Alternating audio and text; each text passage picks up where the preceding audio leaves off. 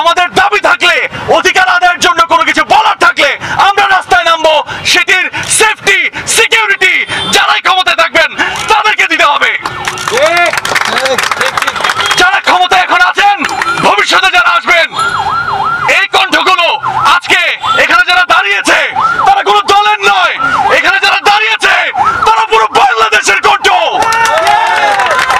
পুরো বাংলাদেশের জন্য আমরা এখানে একত্রিত হব, পুরো বাংলাদেশের জন্য আমরা কথা বলবো। তাতে যদি প্রাণ দিতে হয়, সবাইকে বলে রাখতে চাই 1971 সালে যারা প্রাণ দিয়েছেন একটি স্বাধীন দেশের জন্য, নতুন বাংলাদেশের জন্য, আমরা সঠিক বিচার চাই।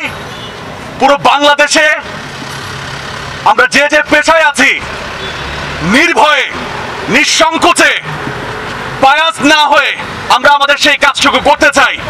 কোনো কিছুর প্রয়োজন হলে, রাস্তায় আসতে হলে মানুষ রাস্তায় আসবে।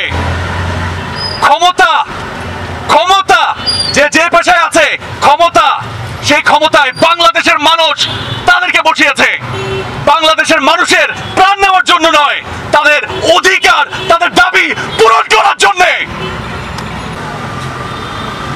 এই বাংলাদেশ পাওয়ার জন্য সম্ভবত 30 লক্ষ প্রাণ 1971 সালে যায়নি। এই বাংলাদেশের স্বপ্ন কেউ দেখেনি। যারা রাস্তায় বের হয়েছে, পড়ার টেবিলে বসেছে, জানালার কাজ দিয়ে গুলি এসে এসে পড়ার টেবিলে বসা ওই শিক্ষার্থীকে দুনিয়া থেকে বিদায় করে দিয়েছে। এটার নাম কি বাংলাদেশ?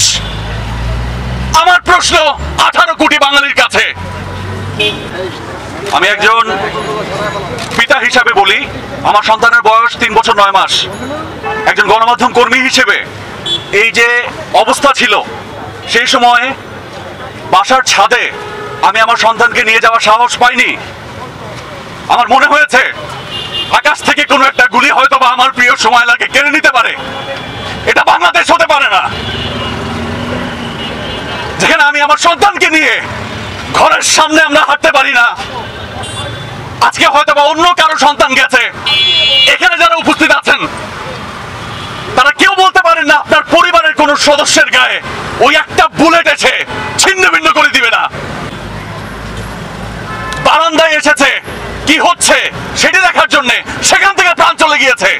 গণমাধ্যম কর্মী আমরা রাস্তায় নেমেছি সংবাদ কাভারের জন্য। আমার ভাই দুনিয়া থেকে বিদায় নিয়েছে, এর নাম বাংলাদেশ। প্রশ্ন পুরো 18 কোটি বাঙালির কাছে, তাদেরকে নিঃশর্ত মুক্তি দিতে হবে কোন ধরনের হয়রানি ছাড়াই।